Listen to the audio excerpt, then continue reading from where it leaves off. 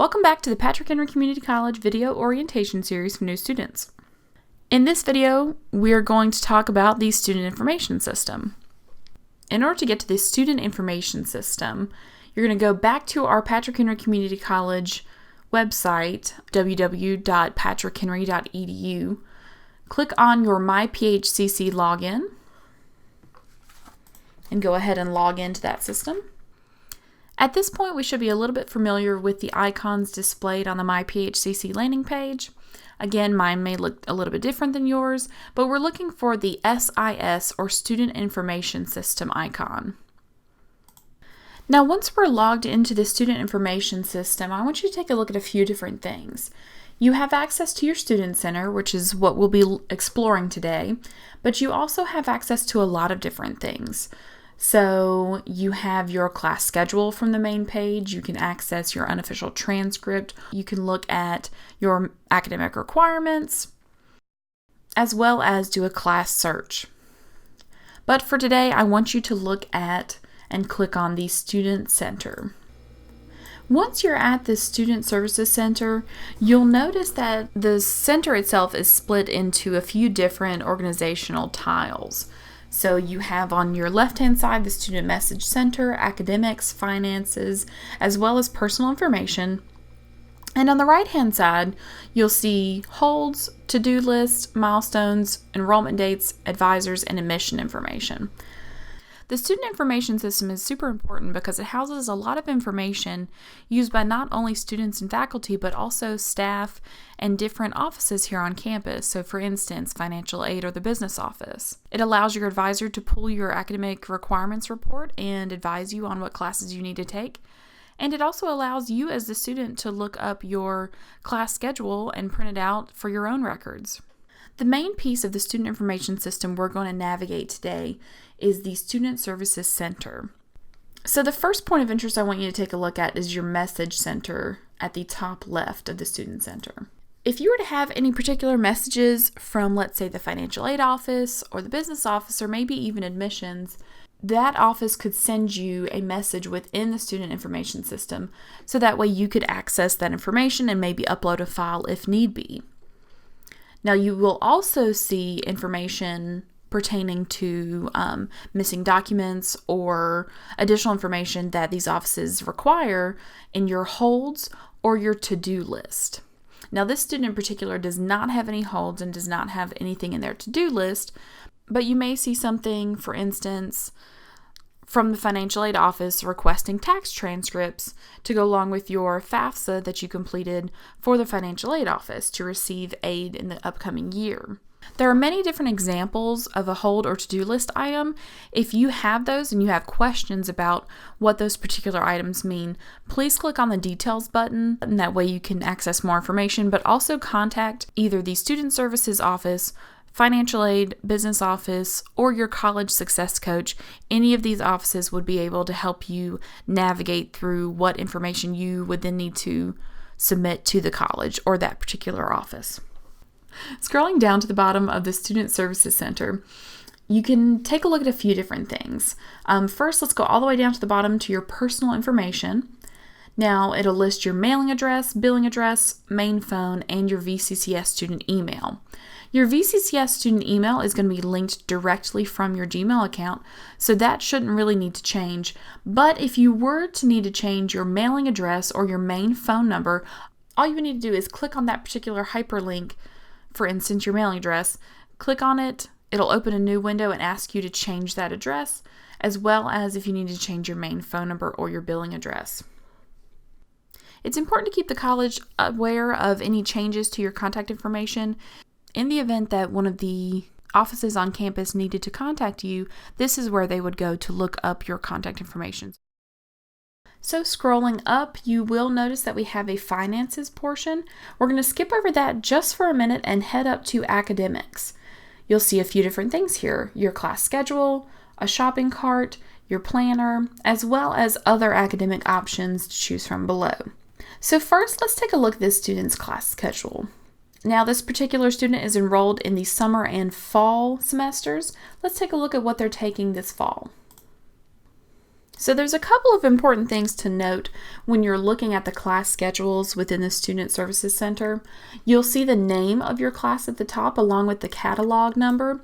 You'll also see the class number, section number, the time of the class, as well as the room number and your instructor information.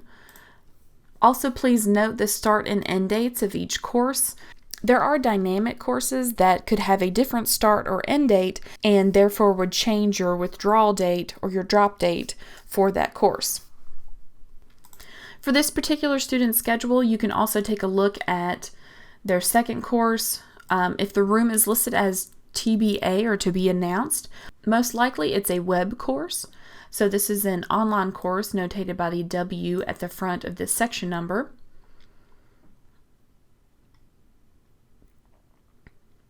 And then you may also find that your class has a particular note that goes along with it. So this student is also taking a hybrid course that will meet face-to-face on Mondays, but also will have online instruction.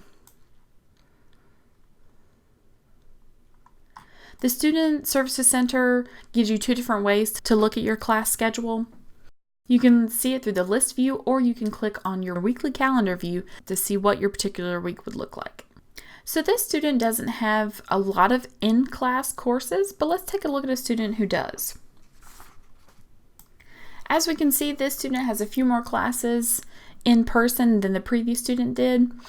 You can note that it'll tell you exactly which building and which room number you're in, as well as the time slots for your classes too. This is a great way for a student to build their work schedule while keeping their academic schedule in mind.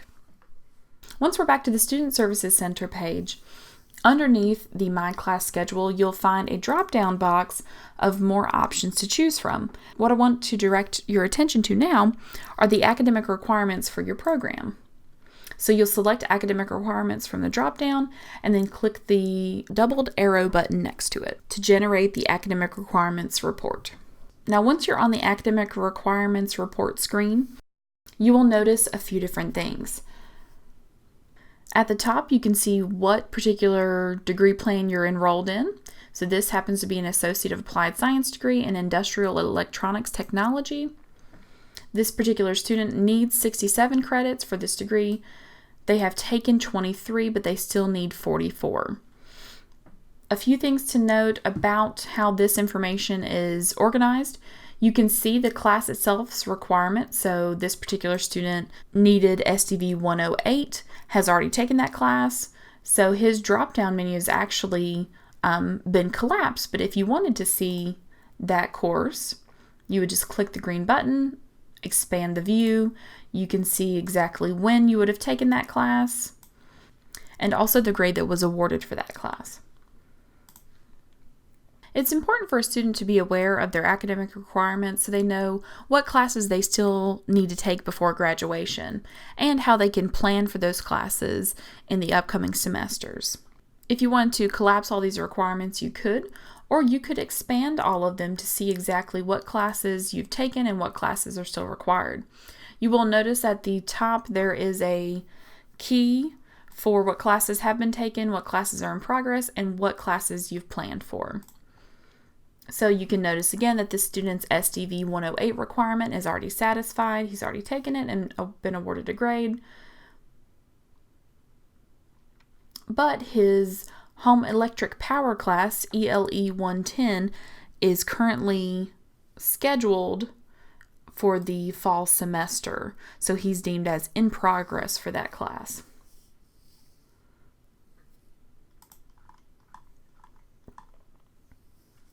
You can also view this report as a PDF. This is a great way to print out your academic requirements and know exactly what you still need to take.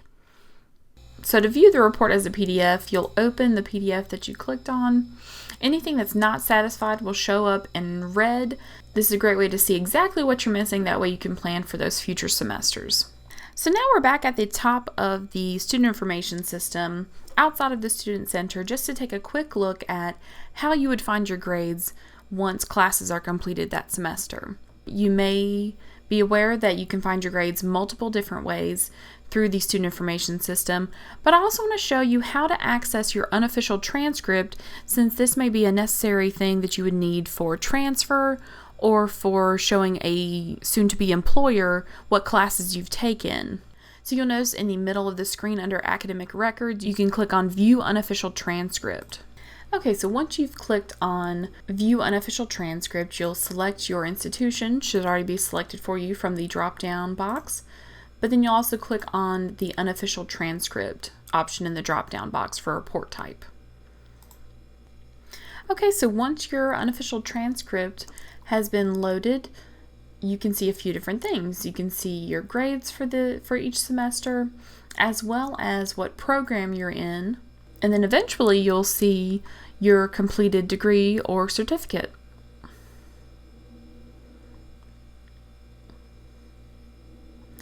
Another important piece to note is your cumulative GPA.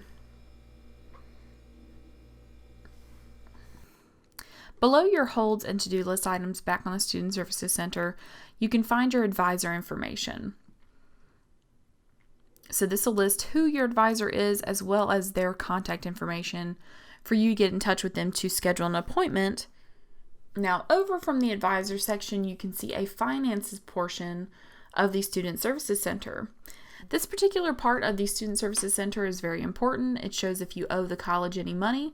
The student owes $471.99.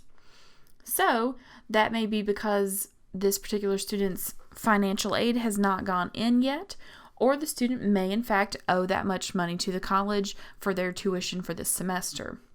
Either way, if you want to explore further into your finances here at PH, you can click on Account Inquiry.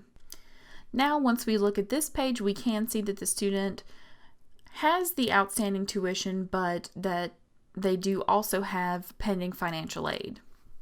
If you do receive financial aid here at PHCC, any tuition, books, or applicable school supplies purchased at the bookstore will be taken out from your financial aid in order to cover these expenses. If you happen to exceed that funding, then you will owe money to the college. If you happen to spend less than the financial aid you've been awarded, you may receive a refund check for that financial aid. In the event you do receive a refund from the college for your excess financial aid awarded, the federal government does have regulations as to how that money is spent. More information about that can be found at this website. Something important to note as well, if you have any holds on your account, so back up at the top under holds or anything in the to-do list item, as financial aid may put something in your to-do list item, if you're missing any documentation or if you get pulled for verification because of your FAFSA and you're required to submit additional documentation, your account then is put into a hold status. If you do not turn in the requested items, then you may be dropped from your course due to the financial aid hold. So please, when you're looking at your to-do list items and your hold items, please take that information very seriously and try to respond to that in a timely manner. That way you're not dropped from your courses and you're able to start the semester on time. Since we're on the topic of finances at PHCC as a new college student, I also want to discuss the scholarships that are available from the foundation and from other resources on campus.